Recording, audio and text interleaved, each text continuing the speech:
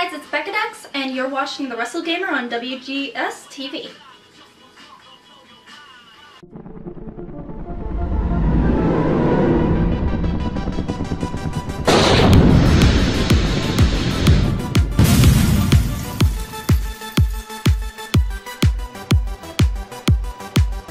You have warped your way into another episode of WGS-TV right here on YouTube.com/WrestleGamer.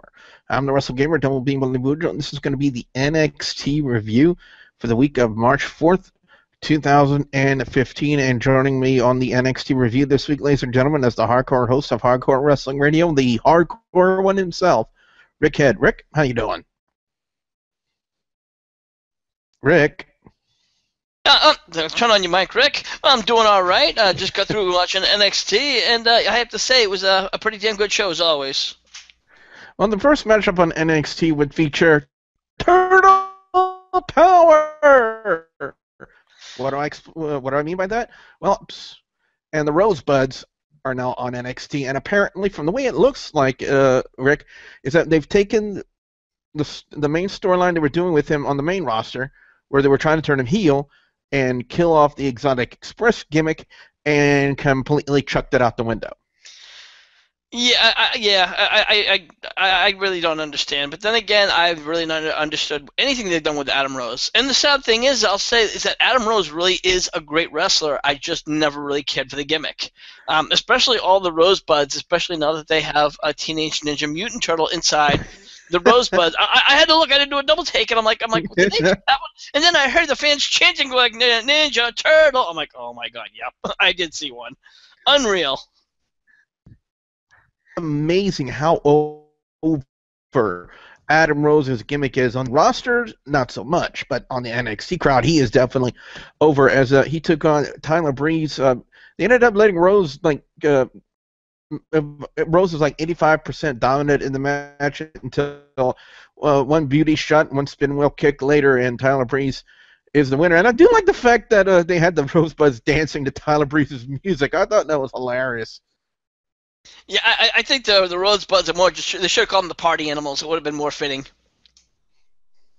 Well, the next match would feature the tag team champions of NXT, Wesley Blake and Buddy Murphy, taking on Angelo, Dawkins, and Sawyer Fulton. Really haven't seen too much of Sawyer, Fulton, and Dawkins before.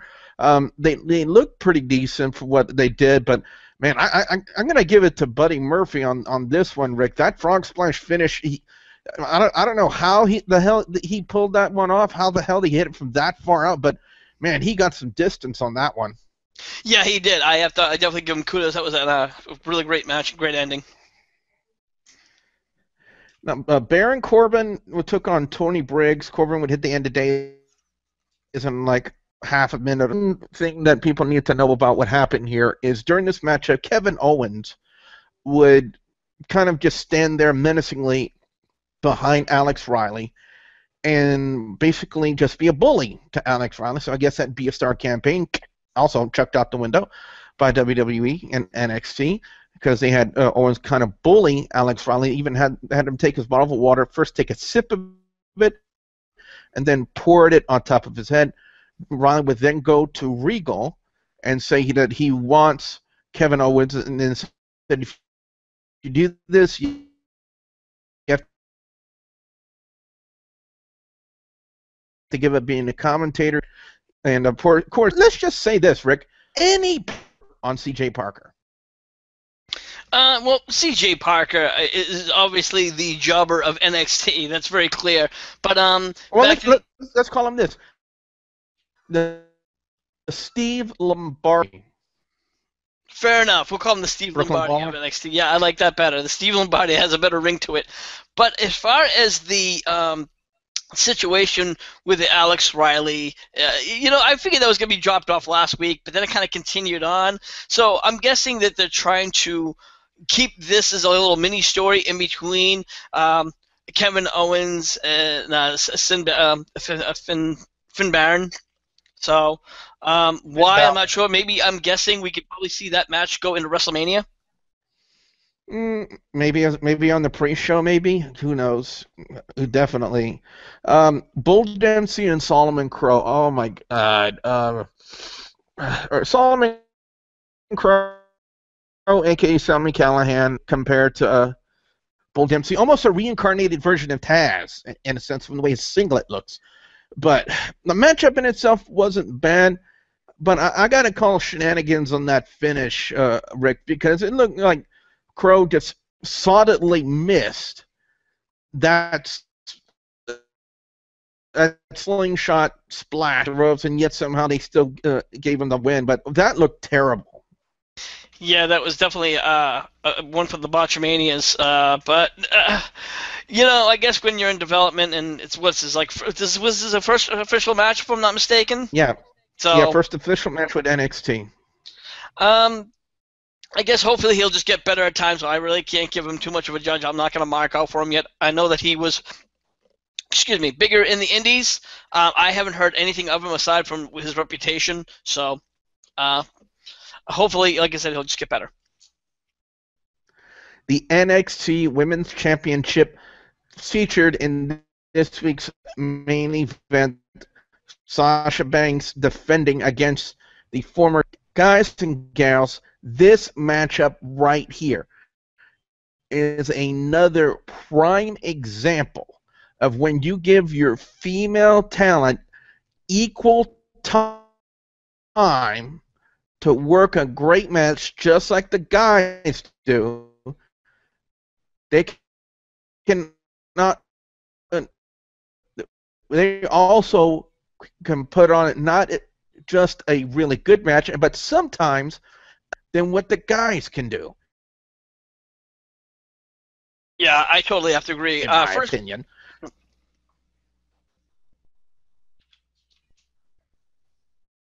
Yeah, I have to agree. I'm sorry, Billy. You were breaking up real bad, so I wasn't sure if you were done. Yeah, absolutely. This match was, for one, it was a match of the night, hands down.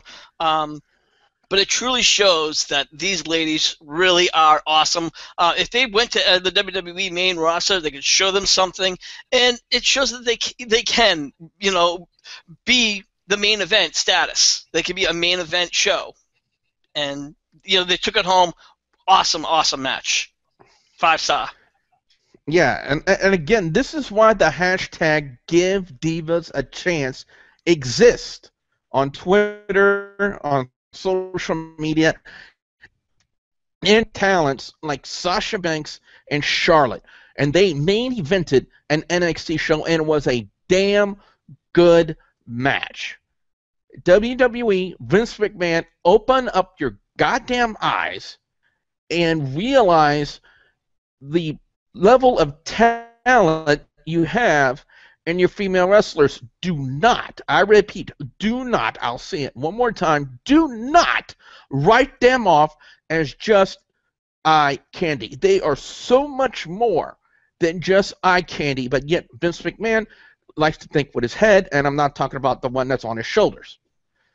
Officially, what happened in this match, Banks countered the natural selection off the top rope and goes into a cover and had her feet on rope. It was basically the dirty pin. And Sasha Banks. One can think she had her face in her munch, but. But Banks retains the NXT Women's Champion. Lies is, what did they do now with Charlotte? Was this really Charlotte's send off to go to the main roster? Well, who knows?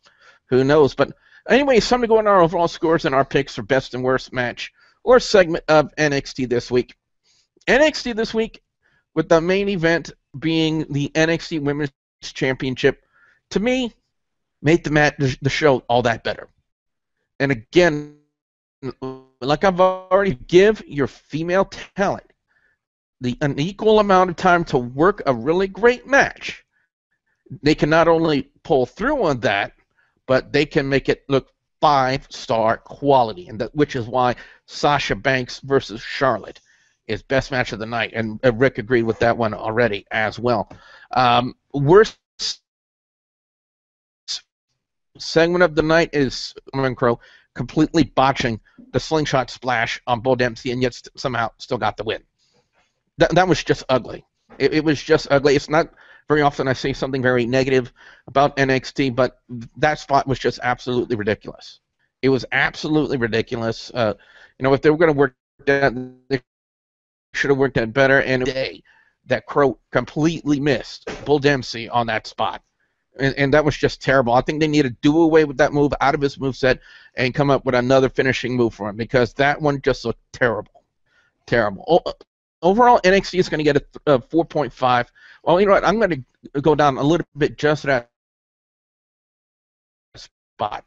4.25. That's your overall score, and we already know your pick for best match of the night, but your pick for worst match or segment of NXT this week? Yeah, you know what? I have to go pretty much along with you with the Bull Dempsey Solomon Crowe match. That finisher, you know, it has potential. I know what he's trying to do with it, but again, he obviously hasn't got it mastered. He hasn't got it down pat. Because even I think when we saw it last week when he tried to demonstrate it, he kind of hit it, but it really didn't hit it off. And you can see that he's going to have problems with that down the line. And so, yeah, definitely. Overall score, I'll give it a 4.5. It wasn't a, you know, for what it was, NXT, I still have no complaints. Awesome, you know. And I think the main questions now as to for NXT, what we take away from this week is, one, where does Charlotte go from there? And two, what are they doing with Alex Riley? Definitely want to see, you know, if they're going to try to reinvigorate Alex Riley's in-ring wrestling career, then Riley's really going to have to start showing us something. Because if he just goes out there and lays an egg like he did the first time around there, then the main thing everybody's going to keep saying is he needs to keep his ass at the commentator table. I don't think he's going to do a full career. I think this is just a temporary thing. Again, like I said, because I'm guessing that this match between Finn Balor and Kevin Owens, this is going to be a big match. Now, keep in mind, I don't think there's going to be any. Is there any pay-per-views set up for NXT within, you know, between now and WrestleMania that we know of? No, there is. Oh, okay. No, there is. There is another announced. Yeah, I think they announced it during the show. Like for later, it's another takeover show. I forget what the name is. If you guys and the gals out there are watching this right now, if you know the name of that special and the exact date and time, because it kind of escapes me at the moment, then please put it in the comments section. We really want to. I really want to get that answered, but I am aware of another takeover special before WrestleMania. Okay.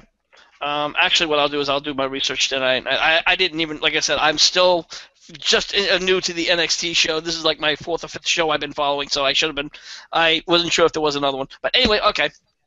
Well, anyway, guys and gals, while Rick is doing that, what we want to know from you guys out there, the viewers and subscribers, your thoughts on NXT this week. What are your overall scores? What are your picks for best and worst match or segment of NXT this week? And also, thoughts on the Ninja Week with Adam Rose. We definitely want to know what you guys out there have to say. Be sure to put your comments in the comments section below. Don't forget to like and favorite this video. Rick, where can fans check? Of course, they can always Mike.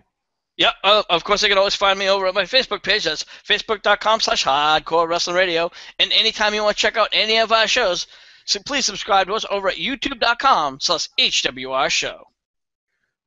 Don't forget to check out WGS-TV on social media, guys, on Facebook at facebook.com/WGS-TV, on Twitter, twitter.com/TheWrestleGamer, and also don't forget, if you haven't already, please subscribe to youtube.com/WrestleGamer for more content like this and all of my Let's Plays right here on WGS-TV.